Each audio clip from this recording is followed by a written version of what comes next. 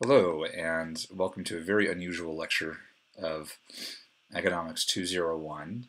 I have decided to make this lecture online, in part because even though a lot of Eugene is melting out, it doesn't look like I'm going to be able to get to campus tomorrow. So I'm making this lecture an online lecture. This is not something I've ever done before. I found some streaming software and kludged together something that looks okay. But for instance, I can't put PowerPoint in full screen. I can't record the cursor. So this is going to be a little bit of a challenge. But we're going to soldier through. We're going to see how it goes. It should be all right. You may hear some sounds in the background as well. I actually left my house pretty early on during the storm because I lost power and decamped to some friends in the South Hills. And they have a small child who is currently doing wonderful small child things that you might hear in the background. Oh, there's some now. So rest assured, I'm not being a neglectful parent. That is my friend's child. And I'm sure they're doing a wonderful job taking care of her. So without any further ado, let's talk about today's first topic, monopolistic competition. And the motivation for this topic is the observation that pure monopolies, like we talked about last week, are not actually very common in the real world. We don't see a heck of a lot of firms that have zero competition. Even cable companies, which we identified as natural monopolies, do face competition in the form of DSL, fiber in some cities, or cell phone technology. You can get internet on your phone or other mobile devices, and that competes with the ability of cable companies to provide internet to you. That being said, there are a lot of firms that do in fact have some kind of market power, and that often comes either because they are selling a unique variety of something, or because they have a very large market share and a few very significant competitors. So in the first case, you might think of a firm like Forever 21, or really any clothing store, which is going to have some unique clothing that no one else has. In the second case, you might think of Apple versus Android for the market for smartphones, right? A relatively small number of huge companies. And it turns out that in these cases, we're actually going to see that market power leads to something like monopoly, in the sense that you're going to have markup of price over marginal cost. So the price is going to be higher than the marginal cost. And as a consequence, we're going to have deadweight loss in either of these situations. Today we're going to focus on something called monopolistic competition, which is one of these in-between cases between monopoly and perfect competition. And the idea of monopolistic competition, the definition of monopolistic competition, is on the bottom half of the slide. And the idea is that there are many sellers, but products are going to be differentiated in some way. So we have lots of firms, but each individual firm is going to be selling something that's just a little bit different than what every other firm is selling, different characteristics. And this is the key difference between perfect competition and monopolistic competition. But just like monopolistic competition, firms are going to be free to enter and free to exit. So really this key difference is the fact that the goods are not homogeneous. They do differ in some, maybe small way. So take just a minute here and think about what sort of examples there might be.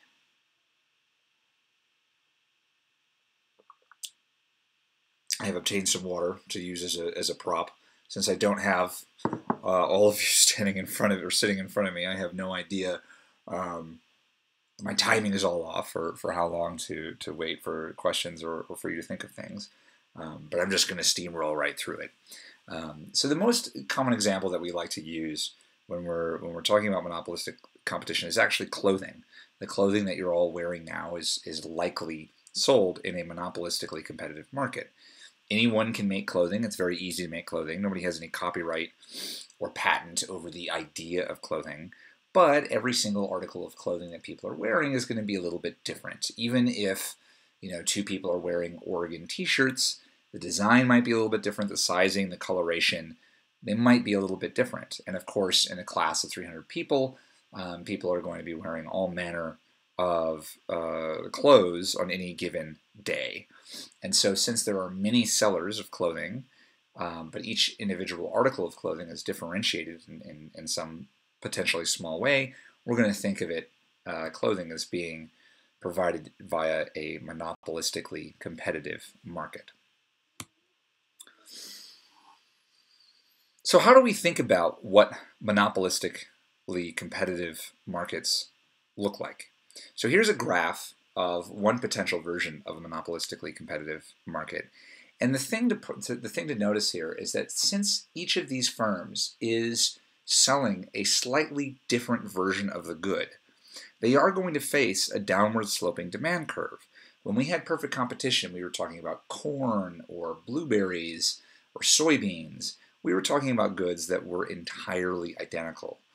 But in this instance, the goods are slightly different, and so these firms are going to face our standard downward sloping demand curve. That makes them look a little bit like monopolists.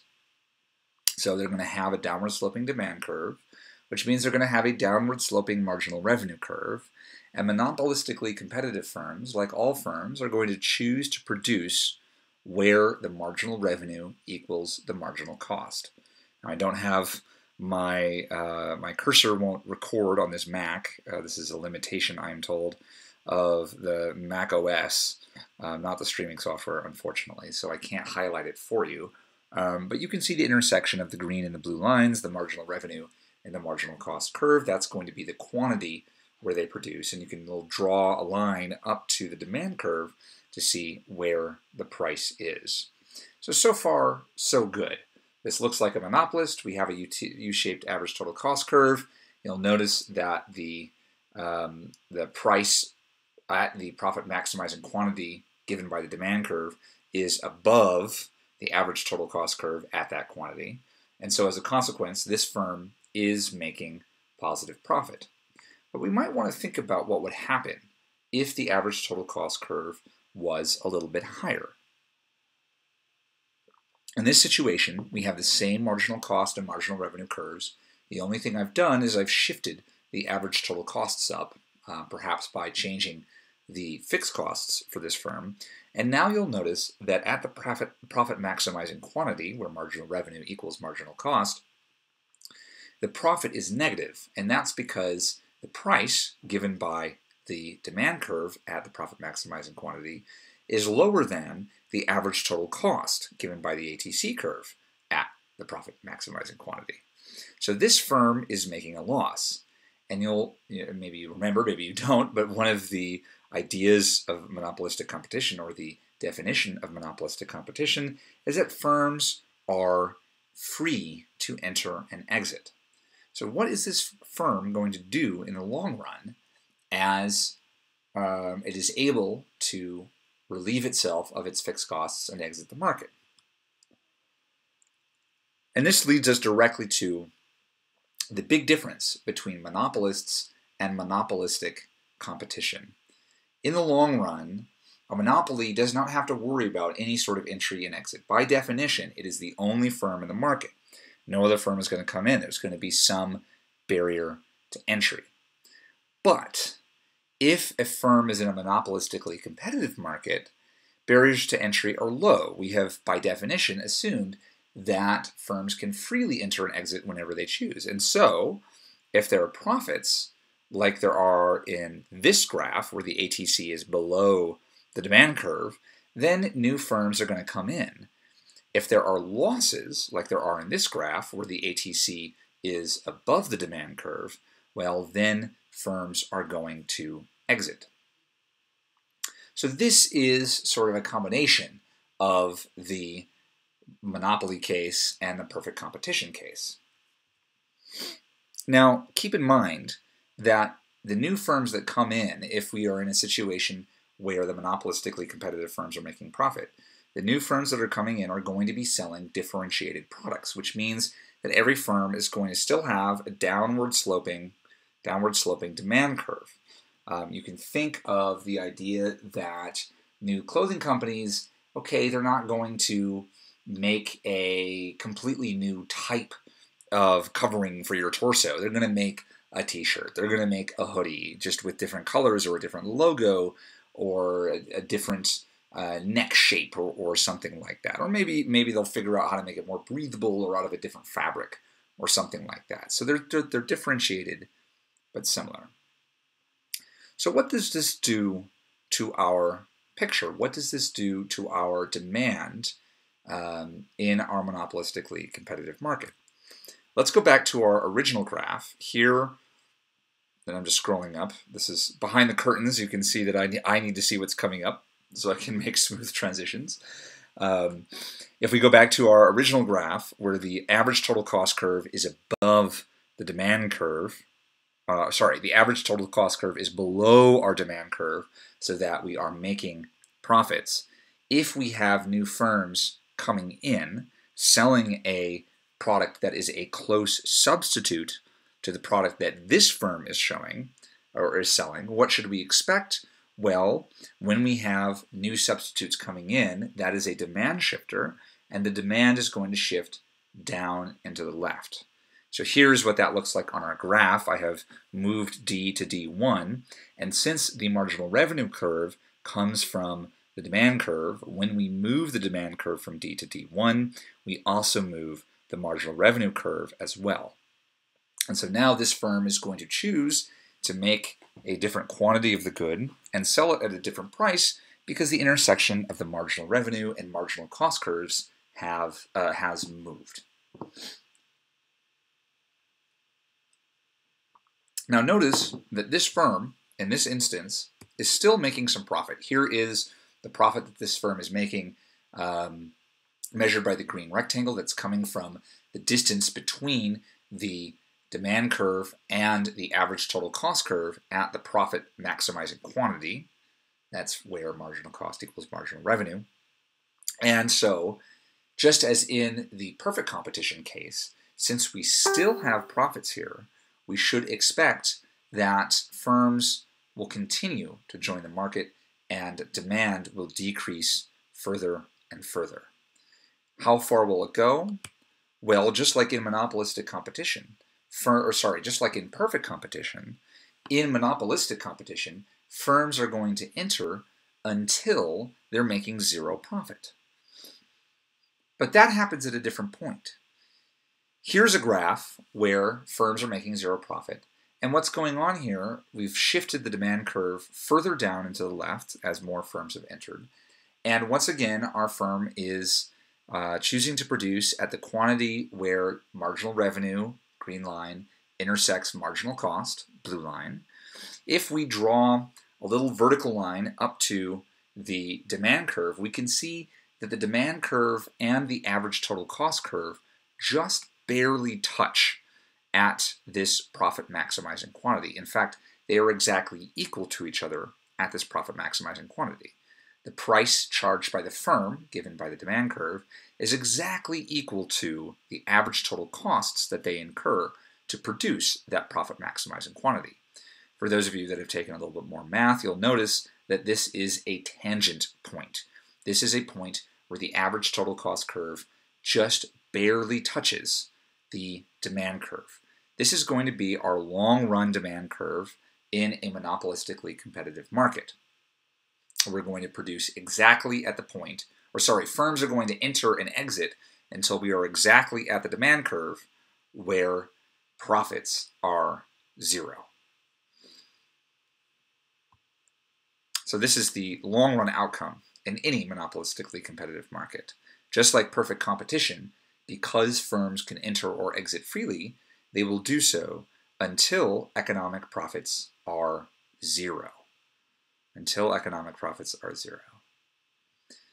Now the next question we might ask here is whether or not monopolistic competition is efficient, just like we did for perfect competition, which is efficient according to the first welfare theorem, and for monopoly, which isn't efficient. Monopolistic competition combines some of both, and so take a moment to think about whether monopolistic competition is going to be efficient while I turn on the light, because it's starting to get a little dark in here.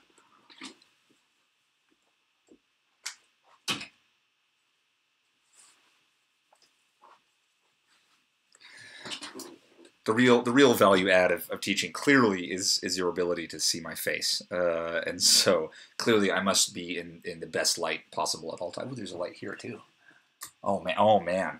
Oh man! It's just I'm becoming a luxury streamer. I'm gonna have Twitch partnership and like millions of subscribers to listen to my economics lectures. It's gonna be great, guys. It's gonna be great, and you were here for the start. Okay, so is monopolistic competition efficient? No.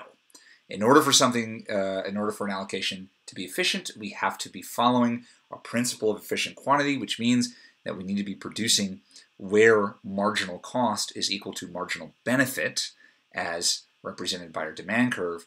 And here we're producing below that because this firm is producing where marginal revenue equals marginal cost. Because the demand curve is downward sloping, marginal revenue is going to be smaller than the marginal benefit. So just like monopoly, monopolistic competition is not efficient. Now there's one last thing I want to point out about monopolistic competition, which is that these firms are producing products that are almost the same. Right? How much different are two t-shirts from each other? Mechanically, almost not at all. They both cover your body, pretty equally efficient. There's not that much difference between something made out of cotton and something made out of merino wool or something. I mean, it's just fabric that covers your skin. Okay, fine. But these firms face a downward sloping demand curve. They have the possibility of producing profits if they're able to obtain some kind of advantage over their competitors. And so you might ask ourselves what these firms might do in order to obtain such an advantage over the competitors. And so the answer here is advertising. Firms in monopolistic competition advertise like crazy. And in fact, most of the advertisements that you see on television are going to be coming from firms that are participating in some form of monopolistic competition. Think about ads for beer. Anybody who wants to sell beer, brew and sell beer can. It might be difficult to become as big as Budweiser or Miller or Coors, but anyone that wants to open up a little brewery can do so. All of the beers are distinguishable from each other a little bit, I'm told. I'm not a beer person. But as a consequence, beer companies have a big incentive to advertise to try to gain some advantage over their competitors. Most advertising is coming from monopolistically competitive firms.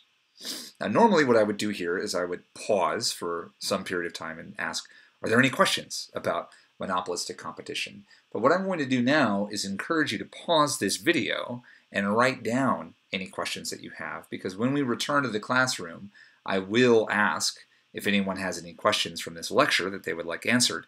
And we'll spend at least a little bit of time talking about anything that you guys have. But for now, I'm going to move on to our next topic, which is oligopoly and game theory. The motivation for this comes from this other possibility that I mentioned at the start of this lecture, this other possibility for market power between perfect competition and monopoly. And the observation here is that, okay, lots of industries have products that are differentiated, but there aren't lots and lots and lots of sellers. So clothing has lots and lots of sellers. You go to any mall or even any strip mall and you can find 10 or 20 different stores that are selling some variety of clothing. But there are a lot of industries that even though they're selling somewhat differentiated products, they are very highly concentrated. How do we measure this? Well, one way to do it is to see what percentage of the quantity sold of a particular product is produced by the 4 largest firms. We call this the concentration ratio. And you can imagine that If this number is very high, that means that 4 firms are going to control a huge share of the market. There's not very much competition. There's going to be a lot of market power. If this number is very low, that tells us that these firms don't control very much of the market. There isn't going to be as much market power to worry about. It's going to be a little bit closer to monopolistic competition. So let's look at some examples here. Here I have some different markets on the left-hand side, and on the right-hand side I have concentration ratios. And you can see that for some industries, like video game consoles, the concentration ratio is 100%. In fact, there are 3 firms, Microsoft, Sony, and Nintendo, that sell 100% of the video game consoles in the United States. Tennis balls, it turns out there are only a couple of firms that make those. Credit cards, Visa, MasterCard, Discover, and American Express, those 4 firms have 99% share of credit cards in the United States. There are a lot of banks that issue them, but the actual credit card technology itself is 4 firms. Batteries is 4 firms plus a little bit. Soft drinks, web search engines, breakfast cereal, there are tons of varieties of breakfast cereal, but most of it is sold by General Mills, Post. I'm totally blanking on who the other, Kellogg's. Kellogg's is the 3rd one, and then Multi-Meal is the 4th one. So there are in all of these markets a small number of very large firms that dominate the industry. And you'll notice I do put beer on here, even though we might think about beer as being monopolistically competitive in the sense that anyone can open up a local craft brewery. It turns out if you think about all of the beer sold in the United States, about 85% of it is sold by one of the 4 big top firms. So when we have the situation where there is a very small number of very large firms that are offering very similar or even identical products, we're going to call this market structure oligopoly. Oligopoly. And the big difference between oligopoly and the other market structures that we've talked about in the past is that oligopoly offers our firms a chance to have some strategic behavior. Since there's a small number of firms, you can imagine that these firms can do a pretty good job of keeping track of each other's activities. If you're a t-shirt maker, how can you possibly keep track of all of the people making t-shirts all over the world? You pretty much can't. But if you're Coca-Cola, I am absolutely sure that you can afford to have a couple of people whose entire job it is to keep track of Pepsi products, to keep track of all of Pepsi's advertising, of their hiring decisions, of the new markets that they might expand into, or the different drinks they're developing, and so on. And since there are only a couple of firms, we might imagine that the decisions that one oligopolist makes about their price and their quantity might affect the outcomes of other firms in that market directly. And so as a consequence, firms are going to have an incentive to keep track of their neighbors, keep track of their competitors, to see what's going on. Now, one classic example of an oligopoly in the real world is OPEC, the Organization of Petroleum Exporting Countries. This is a famous cartel, the worldwide oil cartel, that still maintains a lot of power in oil markets. Their influence, their market power has waned recently because the concentration of oil production, concentration within the oil production industry has decreased to some extent, but they still do wield quite a lot of power. And they face a key trade-off. There are gains for the group if they are all able to hold back their oil production, which is going to allow them to bump up the price. So the way that OPEC works is that each country in that cartel gets a quota, a maximum amount of barrels of oil that they're allowed to pump and sell in a given unit of time. However, that being said, each individual decision maker within the cartel has an incentive to deviate from their agreement and sell a few additional barrels of oil at this high price that they're able to maintain. So there is this fundamental conflict in OPEC and cartels and in all oligopolies because the behavior of one firm is going to influence the outcomes of the other firms. Gains for the group versus gains for the individual decision maker. Now, how do we model this? How do we decide how this is all going to work out? This is a very, very large subfield of economics. It's actually expanded beyond just the bounds of economics and is studied in mathematics, in computer science, in biology, in evolutionary psychology, and just psychology writ large, and sociology. The answer is game theory. Game theory is the tool that we use to try to understand what's going on in these situations. So, what is a game? How do we define a game? We're not going to use Monopoly. We're not going to use Pandemic. We're not going to use Seventh Continent, which is this very complicated game that my friends and I have been playing over the past couple of days when we've been snowbound. We're going to simplify things way down. Think about the simplest kind of game possible in order to model something interesting.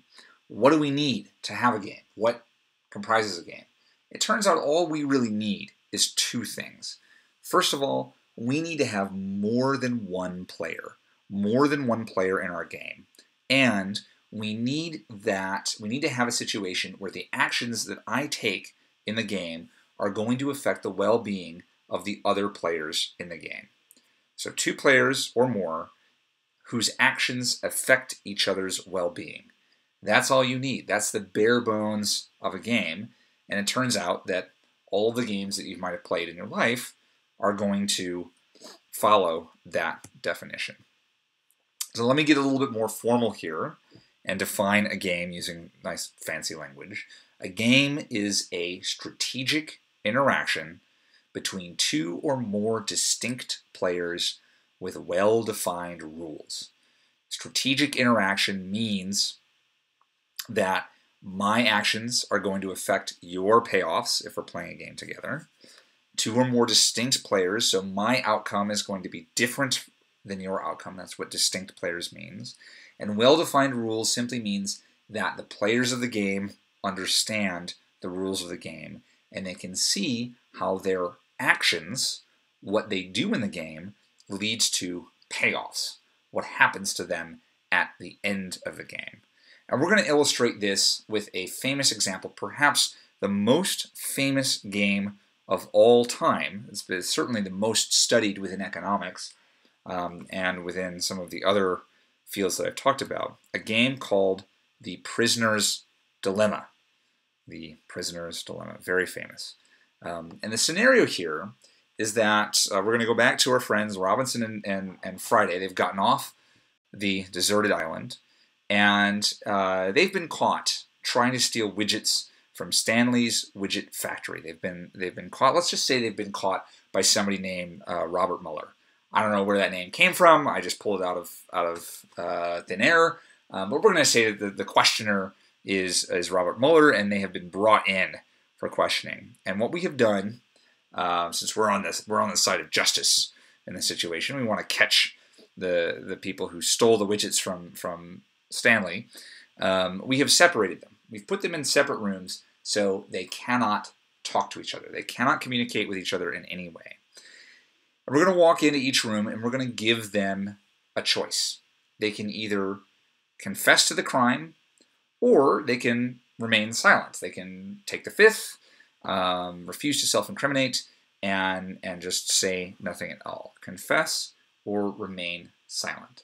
The outcome in this game is going to depend upon what both of these players do. Robinson's outcome is going to depend not just on the action that Robinson takes, but also on the action that Friday takes. And so to illustrate this, we're going to use a little chart that we call a payoff matrix. The payoff matrix is going to tell us what the outcomes are for different strategies that the players might pursue. And a strategy is simply a rule for how players in the game are going to behave under different circumstances. So here is the payoff matrix for the Prisoner's Dilemma game. We have Robinson on top. Robinson is in red. We have Friday on the left. Friday is in blue. And our rows and columns are labeled with the action that either Robinson or Friday takes. They are color-coded. So Robinson is what we call the column player. He can choose between the right column of staying silent or the left column of confessing. Friday is the row player. He can either choose the top row of confessing or the bottom row of staying silent. Now each square is going to tell us how many years in jail each person is going to get. If Robinson and Friday both confess, we're in the upper left-hand corner of the game, Robinson is going to get 8 years in jail. Friday is also going to get 8 years in jail. If Robinson and Friday are both able to stay silent, they're going to get charged with attempted theft or something like that, and they'll each get 1 year in jail. The tricky thing here is what happens if one of them confesses, but the other one stays silent. This is sort of like a plea deal offered by our prosecutor, Robert Mueller. In this case, let's suppose that Robinson, the column player, chooses to confess, and Friday, the row player, chooses to stay silent. Now we're in the bottom left-hand corner of our payoff matrix. In this case, Robinson is going to walk out scot-free. He's not going to have any time in jail whatsoever. But Friday, who has been pinned for the crime, is going to get 20 years in jail. So, very bad outcome for Friday if Friday stays silent, but Robinson confesses. So you might take a moment to think for yourself. I'm going to go fill up my water. But you might think about what you would do if you were Robinson in this scenario. Remember, you can't talk to Friday. You have no idea what he's going to do, and your only objective is to minimize the amount of time that you're going to spend in jail. Jail is no fun. You don't want to go to jail. So what should you do? What would you do if you were Robinson? Would you confess or would you stay silent? Take just a few seconds to think about that situation.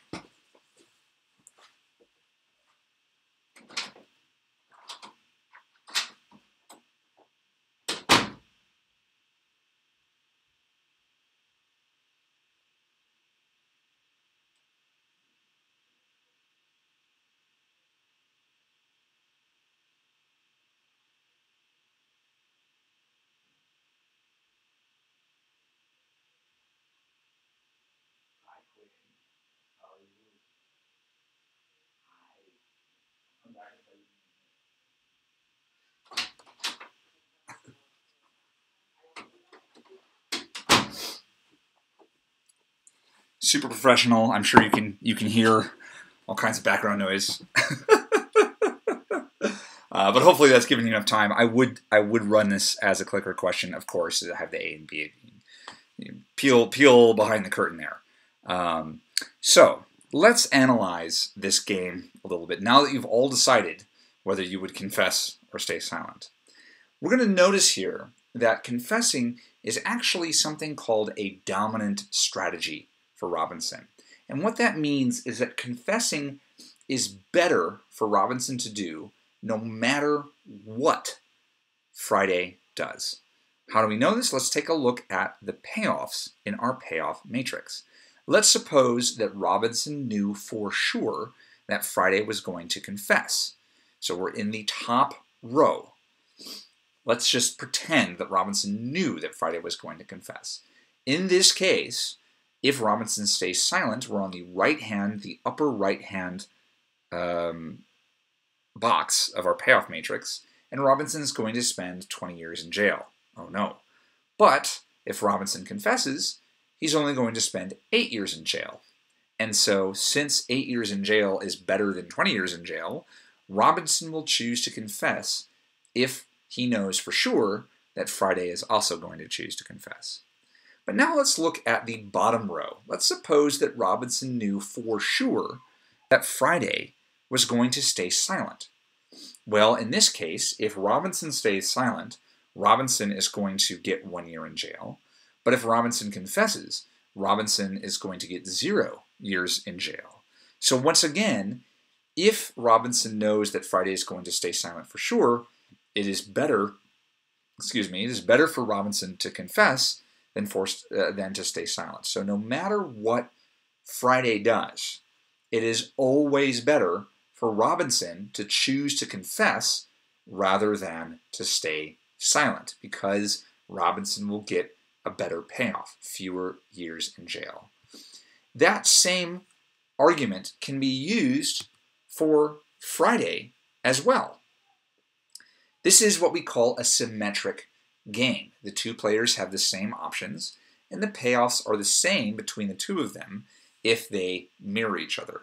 So if Friday knows for sure that Robinson is going to confess, it's better for Friday to confess because 8 is a smaller number of years in jail than 20. And if Friday knows for sure that Robinson is going to stay silent, Friday is going to confess as well, because 0 years in jail is better than 1 year in jail. So it's better no matter what Robinson does. This allows us to solve our game. We know that no matter what Friday does, Robinson has the incentive to confess, and no matter what Robinson does, Friday has the incentive to confess. And so both of them are going to confess, and they're both going to get 8 years in jail, at least under the rules of the game that we have played here. Now take just a second to think about that. I know, because I've taught this before, that many people claim that they would stay silent. They would say something to the effect of snitches get stitches, something like that. I think I've heard somebody say that every single term that I've ever taught this class. But in reality, this is actually a very effective strategy. But why might people say something like snitches get stitches? Well, they'll notice that this outcome is not very efficient. They're both confessing. They're getting a total of 16 years in jail. If they could figure out a way to both stay silent, they're only going to get 1 year in jail each, a total of 2 years in jail. The minimum number of years of jail collectively possible. If they could only find out a way to cooperate with each other, to collude with each other, and stay silent, they could get off with fewer years in jail. They could do better for themselves if they could both agree. The problem of the prisoner's dilemma is that once you're in that room by yourself, you can't communicate with the other person. You can't guarantee that they are not screwing you. You can't guarantee that they are betraying you behind your back. And so as a consequence, you can't be sure that the best thing for you to do is to stay silent. And in fact, confessing is the dominant strategy. Now you might want to pause the video here. People have lots of questions about the prisoner's dilemma game, and so you might want to pause, write some of them down, email me, or bring them in to class next time, because we're going to move on to a different game.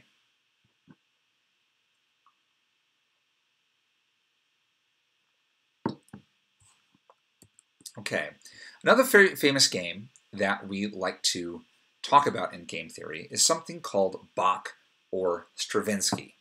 This is a very different kind of game, but it illustrates a different sort of trade-off that players in games often have.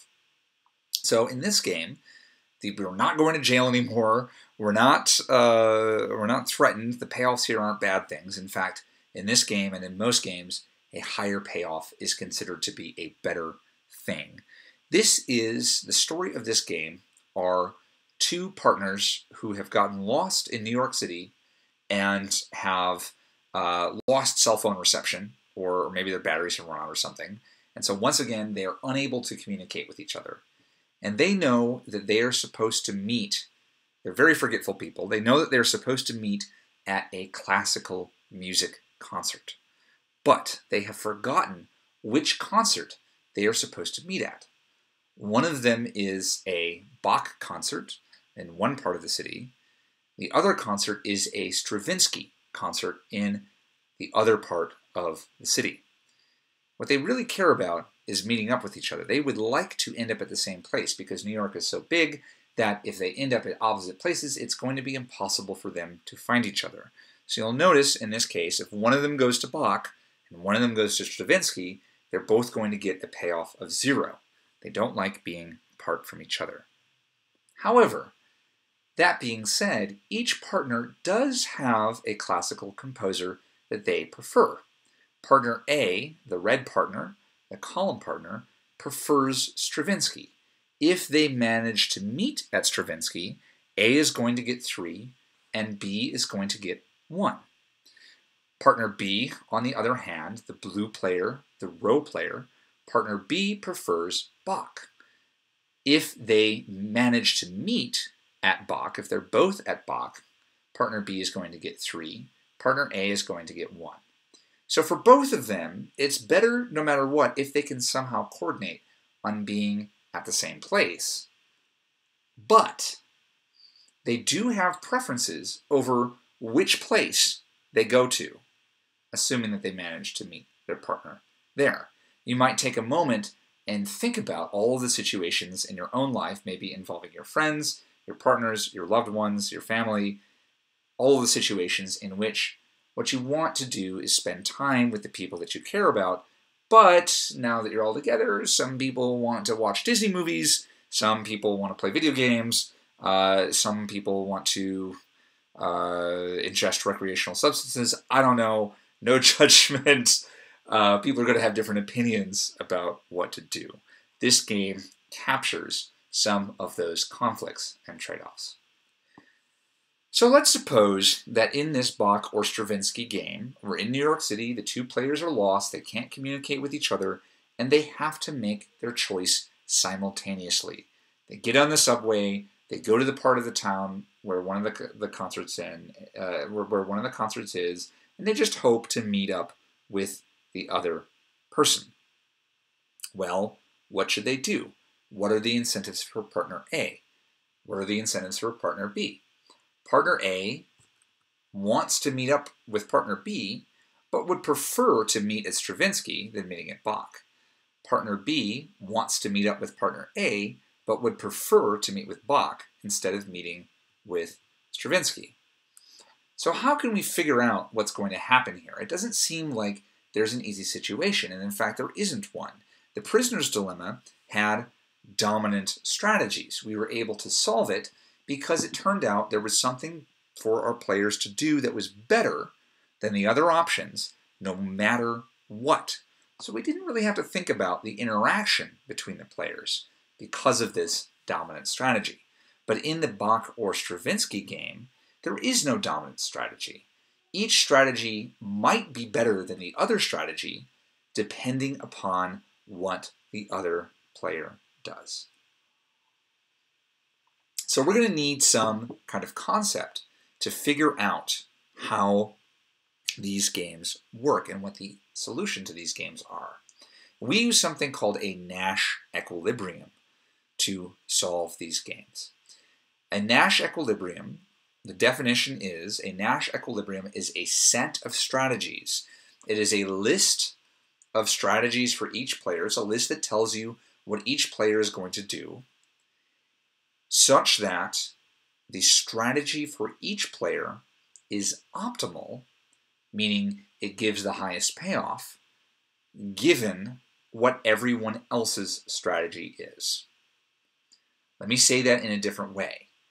In the Bach or Stravinsky game, or the Prisoner's Dilemma, or in any other game that you might think of, you don't know what other players are going to do. When you're actually playing the game, you don't know what other players are going to do. But let's suppose that you did know. A Nash equilibrium is when, even knowing what everyone else is going to do, you're not going to change your strategy at all, and neither is the other person or the other players in the game. So, in this case, in the Bach or Stravinsky game, we're going to have a Nash equilibrium if partner A's strategy is the best thing that partner A can do, taking as given what partner B is going to do, and partner B's strategy is the best thing that they can do, taking as given what partner A is going to do. Now take a moment to let that digest. We call this an equilibrium because it has the same sort of circular reasoning, the circular logic that we use in our market equilibriums. In our market equilibria, we talk about quantity demanded equals quantity supplied equals quantity demanded. We have this circular reasoning. The same thing is happening in Nash equilibrium. Each player's strategy is the best thing that they can do, even knowing what everyone else is going to do. Player A's strategy is optimal given what player B does. Player B's strategy is optimal given what player A does. Now, for the Prisoner's Dilemma game, Nash equilibria is actually a very easy concept to think about because each player has a dominant strategy. We know that no matter what Robinson does, the best thing for Friday to do is to confess to the crime. That's a dominant strategy, so it's optimal no matter what the other player does. And that's true for both players. So it's very easy for us to write down a Nash equilibrium in the Prisoner's Dilemma game. But in our Bach or Stravinsky game, we actually have two Nash equilibria. Let's suppose that partner B knew for sure that partner A was going to meet at Bach.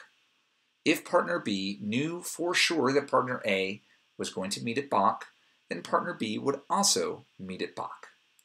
If partner A knew for sure that partner B was going to meet at Bach, then partner A would want to meet at Bach. Knowing if they know where the other person is going to be, they want to be in the same place. And so the set of strategies, partner A meets at Bach, partner B meets at Bach, that's a list of strategies for each player. That set of strategies is a Nash equilibrium in this game. But the set of strategies, partner A meet at Stravinsky, partner B meet at Stravinsky, that is also a Nash equilibrium in this game, because if partner A knows for sure that partner B is going to Stravinsky, partner A's happy to go to Stravinsky. If partner B knows for sure that partner A is going to be at Stravinsky, then partner B wants to go to Stravinsky as well.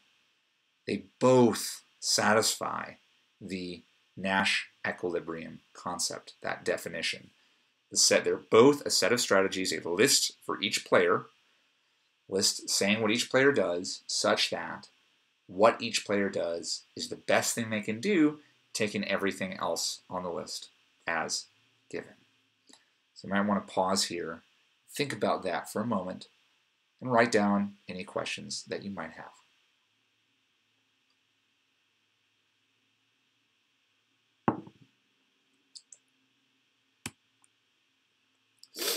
Now this game that we've set up here is a simultaneous game. They can't communicate with each other, their cell phones are dead, they're lost in the subway system of New York, they just have to make a decision. But let's consider now a variation of this game in which the action is sequential. Let's suppose they both have a little tiny bit of battery power left, and partner A is going to move first. Partner A gets a chance to send a text message to partner B about what they're going to do, and then their phones die. So partner A gets to send a single text message, and then the phones are dead. Then they both have to decide what they're going to do. So let's suppose in this situation, you're partner A, what would you do? Sorry, your partner B, partner A has sent you a text message. What would you do if partner A tells you they're going to Bach? Well, you want to go to Bach, you want to be with partner A, so if partner A sends you a text message saying, I'm going to Bach, you're going to go to Bach too. If partner A sends you a text message saying, I'm going to Stravinsky, partner B is going to say, okay, I want to go to Stravinsky too. Partner B, in other words, upon receiving the text message, is going to do whatever partner A says, because the incentive here is to match your partner, not necessarily to go to either thing. So now, knowing that partner B is going to do whatever partner A says, what should partner A do? Let's look at the payoff matrix.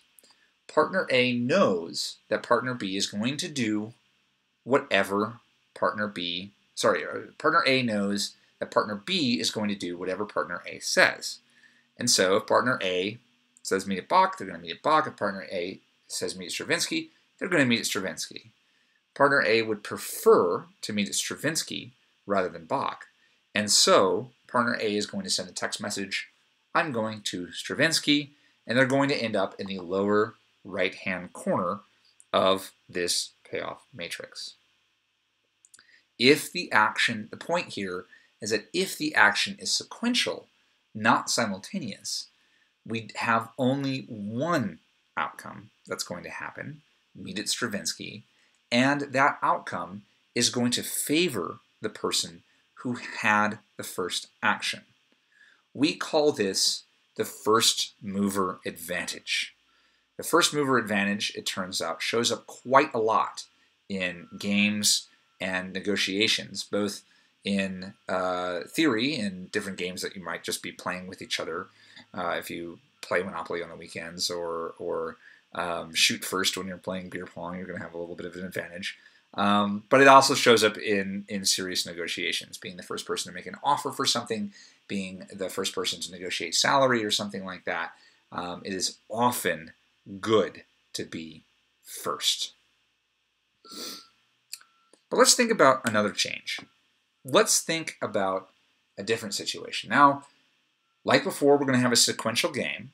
A is going to pick the concert before B. A is going to send the text message after picking their show, and then B has to decide what to do. But let's suppose that before A picks their show, we're going to give B an additional choice. B can, doesn't mean that they're going to, but they can make a deal with their friends to take a picture of whatever concert they go to and upload that picture to Instagram. And if any of these friends see that the picture is of the Stravinsky concert, they're going to lose all their followers. They're all going to unfollow partner B on Instagram. Very bad. Very bad day. Let's suppose that partner B really, really cares about Instagram. I don't know why you would, but let's suppose that partner B really cares about Instagram, and so losing all of your followers on Instagram is equal to a loss of 10 in our payoff matrix. So if partner B makes this deal, it is going to change the payoff matrix to look like this. So as before, partner A has no change to their payoffs, so all of partner A's payoffs are the same. The only difference here is I've changed the bottom row. If partner B goes to Stravinsky, they're going to lose 10 from this Instagram deal that they've made with their friends. If partner A also goes to Stravinsky, well, they're going to get one payoff unit back, but they're still going to lose 10 from Instagram, and so they're going to end up with -9 in total. This is a very different situation for partner B. So what happens in this game? Again, we haven't decided for sure that partner B is going to make this Instagram deal. We've simply provided partner B with the option of making this Instagram deal with their friends. What might this look like? How do we solve this? How do we figure out what happens? Well, we use a tool called backward induction. We're going to assume that each player is smart in the sense that they can think about what's going to happen next in the game. They know the rules of the game, they know the way these things go, and so they know they can think about what their partner is going to do depending upon what situation their partner is in. And you can imagine that you can do this as well. You can think about maybe your roommates, you're negotiating some difficult thing. You might imagine that if you say something mean or disrespectful or attacking or something like that, the people that you're negotiating with are going to respond very negatively. That's going to hurt you in the future in some way. Most people are able to do some forward-looking of some kind. In this case, what that's going to allow us to do is work backwards. We can think about the end game here and work backwards to the very beginning. So let's suppose, starting at the very end, that partner B has made this Instagram deal with their friends. What are they going to do? Well, in this case, according to this payoff matrix, partner B now has a dominant strategy to meet at Bach. It is better for partner B to meet at Bach no matter what partner A does. Because if partner A goes to Bach, meeting at Bach gets partner B 3, meeting at Stravinsky gets partner B minus 10. 3 is better. If partner A goes to Stravinsky, if partner B goes to Bach, that's 0. But if partner B meets partner A at Stravinsky, minus 9. Very bad. 0 is higher than minus 9. So meeting at Bach is now a dominant strategy for partner B. No matter what partner A does, if partner B has made the Instagram deal, partner B is going to Bach no matter what. So now let's take it backwards a step. Partner A now has the text message opportunity. Partner A knows that partner A knows that if partner B makes the Instagram deal, that partner B is headed to Bach no matter what. So what text message should partner A send? Partner A should say, I'm going to Bach too. Because now partner A is only choosing between the payoff of 1 and the payoff of 0 in that top row. Partner B is going to Bach no matter what. So now, partner A knows that partner B is going to Bach if partner B makes the deal. Partner A says, fine, I'll go to Bach too, sends a text message. Now we have worked backwards. We're all the way to the start where partner B has the option to make this Instagram deal. If partner B makes the Instagram deal, we're going to end up in the upper left-hand corner, meeting at Bach. If partner B does not make the Instagram deal, then partner A is able to send the text message, go to Stravinsky, which is going to end up with a payoff in the lower right-hand corner here. These have the different numbers because in this scenario, partner B has not made the Instagram deal. So given the choice, should partner B make the deal or not, partner B says, yes, I want to make this deal because if I do so, I know I'm going to end up meeting partner A at Bach. I know that I'll end up in this good outcome for me, and even though I've made this Instagram deal, there's no possibility that it's going to be executed. I won't have to make good on that deal because the threat of that situation is enough to convince my partner to go to Bach. This is called a strategic play. Partner B has effectively cut off one of their options to force someone else to do something that they wouldn't have done otherwise, and in fact is perhaps not the best thing for partner A to do. If partner A has the first mover advantage in isolation, partner A is going to be able to get both partners to go at Stravinsky, and that makes partner A happier than both players going to Bach. Of course, partner A is still happier with both players at Bach than at both players in different concerts. Just keep that in mind. This is a strategic play, and in fact, these kinds of things happen all the time in real life. A very famous example of this, although there might be apocryphal to some extent, is the example of Cortez landing in Mexico in 1519.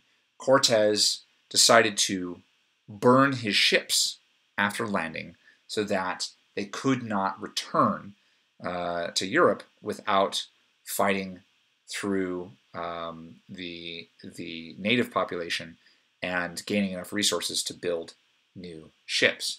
This is because Cortez was playing a game with his soldiers. And so by burning the ships, he was making a strategic play to ensure that fighting the Aztecs became a better option for the soldiers than retreating. He committed to the strategy, and it worked out pretty well for him in the end. Not so good for the Aztecs. But you might think about other strategic plays that people do, maybe even strategic plays that people make in their relationships, in their lives all the time. I will say that if you do too much of this, you might gain a reputation for being that person, and you might not like that reputation in any way. Now we're going to play a game on the final. We're actually going to play a different kind of game. It's called the Tragedy of the Commons game. It relates both to game theory and to the Tragedy of the Commons issue that we talked about a few lectures ago. This is a question that I always put on my final. And what I do is I have a common pool of points. Maybe I'll say it's 200 points. Maybe I'll say this is a big class. Maybe it'll be more like 500 points. And I'll tell you ahead of time exactly how many points they're going to be. And there will be a question on the final that says, here's the number of points possible. Here's the number of people in the class. How many points would you like to take out of the pool? And you have a choice between 0 and 5, because we have A, B, C, D, and E. These are bonus points. They're just added on to your final exam score after the curve, so they're true bonus points. And the way it works is, I take everyone's selection, I add them all up, and if the total number of points requested is lower than the pool, if, for example, I've said it's 500 points and I add everything up and I add up everyone's requests and it's only 490 points, then everyone is going to get exactly the number of points that they asked for. However, if you go over as a group, if you go even 1 point over, if I say 500 points are in the pool and I add it all up and it's 501, nobody gets anything. Nobody gets anything. So you can see here, there's a trade-off. This is sort of like a prisoner's dilemma at a large scale. If you know for sure that no one else is going to pick very many points, and whatever number of points you choose, you're going to get, well, if you know that for sure, you want to pick 5 points. You want the most bonus points you can possibly have. If you know that it's going to be close, you're probably not the person that's going to push it over the edge, right? So you still want to choose 5 points. You all have this incentive to choose the maximum number of points. But if everybody does so, nobody's going to get anything. So the challenge for the Tragedy of the Commons, this is the challenge in any kind of public goods or common resources problem. The challenge is, how do you coordinate with each other? And I assure you, I'm not going to let you talk during the final, but how do you coordinate with each other to use this resource in such a way that everyone can benefit at least a little bit? And I promise you, I'll set it up in such a way that if everyone chooses only 1 point, everyone will get 1 point. If everyone chooses 5 points, no one's getting any points. So think about that for just a moment. And the other thing that I'll say, and I'll say this again in lecture when everyone's seated there and whatever, I do this question every single time I give this final, and students are able to work it out about 50% of the time. About half the time, students get a bunch of bonus points from this, and about half the time, nobody gets any bonus points from this. So, something to think about. Now, over the last little bit of time, I've given you just a little taste of game theory, but it turns out game theory, there's a lot more to it. Game theory is an entire subfield within economics and mathematics. And so we have a number of people who specialize in game theory, and we have at the undergraduate level a 300 level class that's all about game theory. We have more advanced classes as well, but we find often that people in other fields get some interest or some usefulness out of game theory. It turns out game theory, if you're into computer science, it can talk about help you understand how computers talk to each other on networks, who sends their information first, coordination and competition, things like that. If you're in biology, the prisoner's dilemma can help explain evolutionary phenomena and so on. If you're in business, game theory can help you think about negotiations and so on. And so we do offer a 300 level class in game theory with minimal prerequisites, EC 327. The big idea, or one of the biggest ideas in game theory that I'll leave you with, is that a Nash equilibrium always exists. No matter how complicated a way, or no matter how complicated the game that you write down, it turns out there's always a way to find a list of strategies such that what each person does is optimal given what everyone else does. A Nash equilibrium always exists. Now, in the last 15 minutes of this lecture, we're going to apply this idea of Nash equilibrium to our oligopoly markets. We're going to think about a very special case, a duopoly. We're going to have two competitors. On the left here, we have Bucky Badger from Wisconsin. That's where I went to undergrad. On the right here, we have Goldie Gopher from Minnesota. That's where I did my doctoral work. I think Bucky Badger is a way better mascot. For one, Bucky Badger can do headstands, like literally just sit on that head. That head is designed in such a way that you can just rest on it. And I think the Gopher's smile is much goofier. So whatever. In this situation, we're going to have Bucky and Goldie be duopolists, the only two firms in the market. So here's our situation. Goldie and Bucky have entered the widget making business. This is not an economics course unless I talk about widgets at some point, and this is when it happens. Here is the demand curve for widgets. It is flat. It is at a price of 4. Prices on the vertical axis, quantities on the horizontal axis. And we have the cost structure for firms. I'm sorry. Demand is not flat. I read the graph wrong. My apologies. Demand is the red line. It is downward sloping. The marginal cost curve is flat. We're just going to make things easy and say there is no fixed cost. Fixed cost is zero. So the marginal cost curve is the average total cost curve. It's the blue line. That's the flat line at a cost of 4. So we have a red line, the downward sloping demand curve, and we have a marginal revenue curve under monopoly. So let's think about this.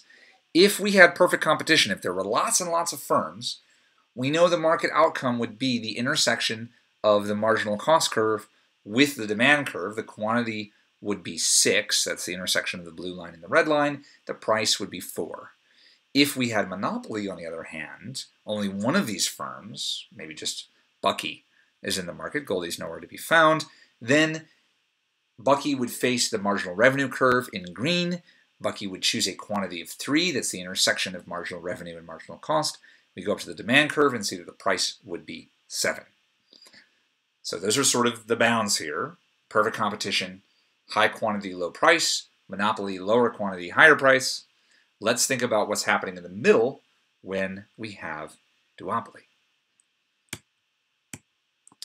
Now, in order for us to do this, we're going to have to make a couple of rules, a couple of assumptions just to make this a game. We're going to assume that this is a situation where the firms have to post their prices publicly, maybe on a sign, maybe on a menu, maybe on their website, and they can only update their prices once every day. Just to make things easier, we're going to say that the prices have to be a round number. There's no charging $4.57 or $5.29. They have to be $4, $5, $6, $7, etc. We're also going to say that these widgets are identical. Buyers don't care if they're getting from Goldie or from Bucky. They just want the lowest price possible. They are the same thing. Let's focus in on the choice of prices, setting price equal to 5 or setting price equal to 6. They have to post their prices in the morning. They have to stay that way, stay at those prices all day. This is a game. Here we have Bucky and Goldie in a payoff matrix. Goldie is on the top. Bucky is on the left. Bucky's the row player. Goldie is the column player. We have two choices for each of them, setting price equal to 6 or price equal to 5. Let's figure out what happens. Well, if one person charges $6 and the other charges $5, the lower price is going to get all the business. And so we can go up to our graph here and see that if one person chooses $5, the quantity demanded is going to be 5. The average total cost is 4. And so the profit that that person earns is going to be equal to $5. The other person's charging 6, and so they're going to get nothing. So you can see we filled in the upper right-hand corner of the graph and the lower left-hand corner of the graph. Of the payoff matrix, where Goldie charges 5, Bucky charges 6, or where Bucky charges 5 and Goldie charges 6. Okay, so we have some payoffs there. Now what about the other corners? Well, if they both charge $5, we're going to assume that they split the business 50-50. We already know that when the price is $5, there's $5 in profit to be had. So we're going to assume they split that 50-50. Goldie's going to get $2.50. Bucky is also going to get $2.50. That's the lower right-hand quadrant of our payoff matrix. If they both charge $6, let's look at our graph again. If they both charge $6, looking at our demand curve, the quantity is going to be 4. The average total cost is 4. 6 minus 4 is 2.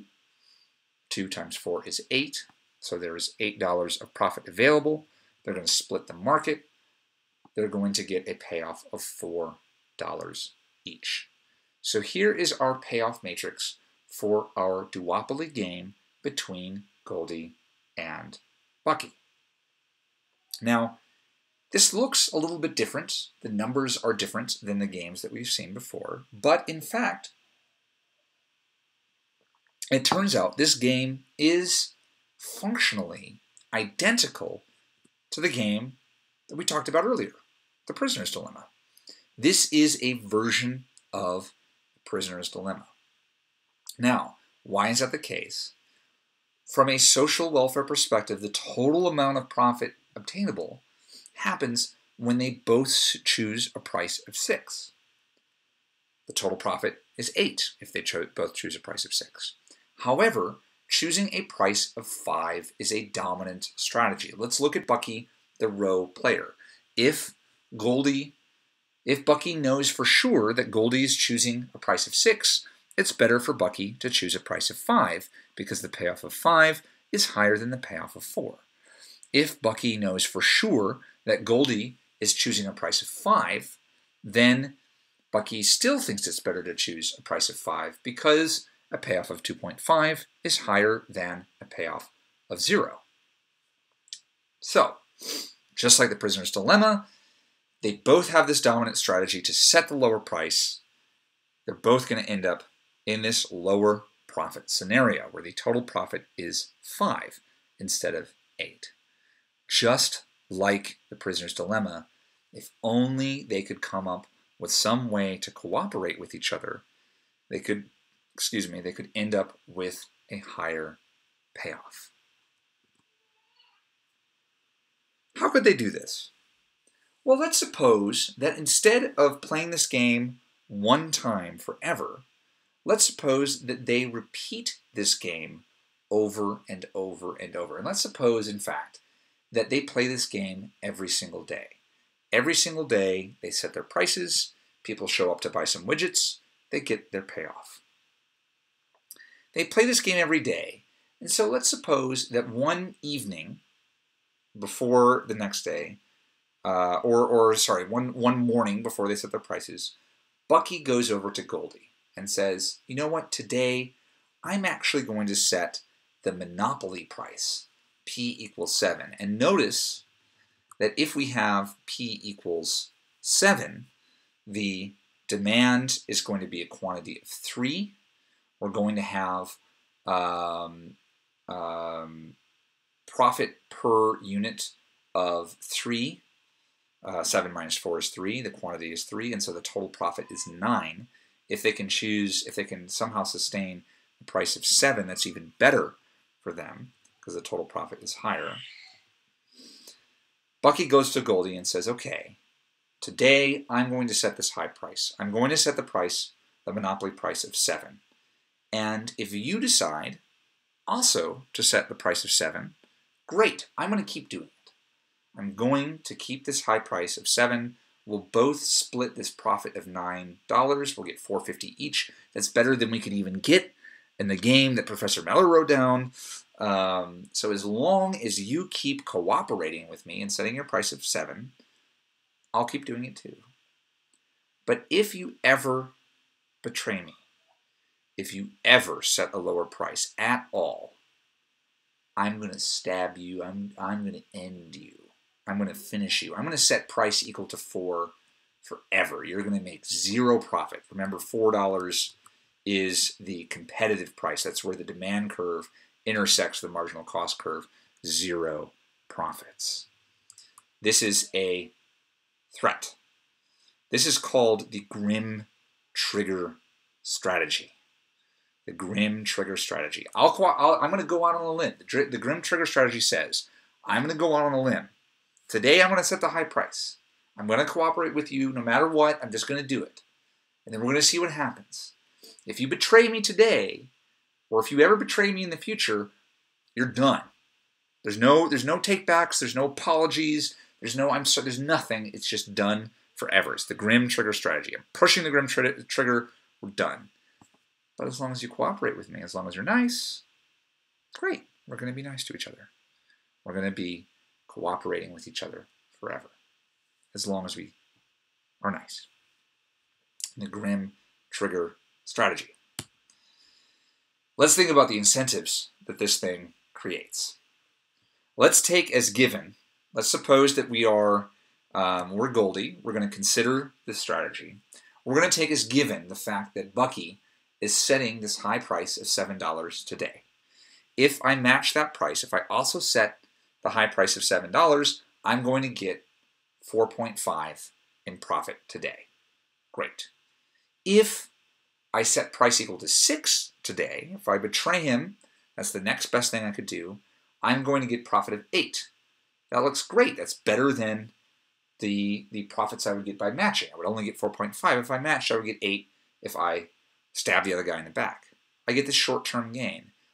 But since this is a repeated game, if I'm Goldie and if I betray Bucky today, Bucky's going to push the grim trigger and I'm going to get profits of 0 forever after. I'm screwed after that. So that short-term gain of 8 today doesn't look as good as it did before. So as long as we think that $4.50 today plus $4.50 tomorrow plus $4.50 the next day plus $4.50 the next day, as long as that's better, as long as we care about the future payoffs at all, as long as we value that more than $8 today, we're going to cooperate with the grim trigger strategy. In fact, it is a Nash equilibrium. I can play the grim trigger strategy. You can play the grim trigger strategy at the same time. We will both end up cooperating with each other forever. It's a strategic play. We never have to push the grim trigger. The threat of pushing the grim trigger is enough to encourage cooperation. Now, it turns out that there are other strategies that beat the prisoner's dilemma and encourage cooperation. The grim trigger strategy is very harsh, blows everything up, salts the earth, nukes the fridge. It's awful. Turns out you don't need something quite that bad. Another strategy that works is something called tit for tat. And tit for tat says, I'm going to start by cooperating with you today and setting the high price. And then whatever you do after that, I'm simply going to mirror your actions. I'll do whatever you did last period. If you betray me today, I'll betray you tomorrow. If you cooperated with me today, I'll cooperate with you tomorrow.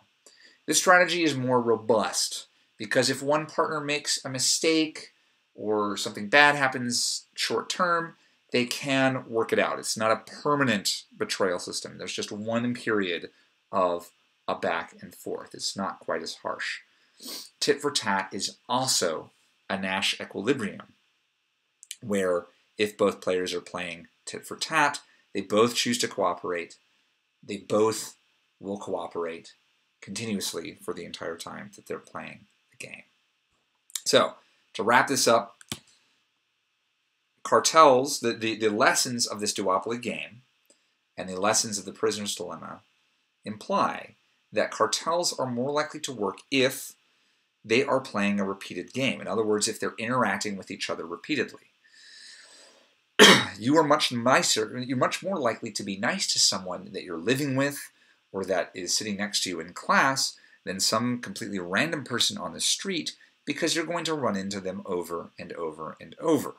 Repeated interactions breeds the possibility for cooperation. Cartels are also more likely to work. Cooperation is also more likely to work if you care about the future. If you care about the fact that you might that your payoff tomorrow matters.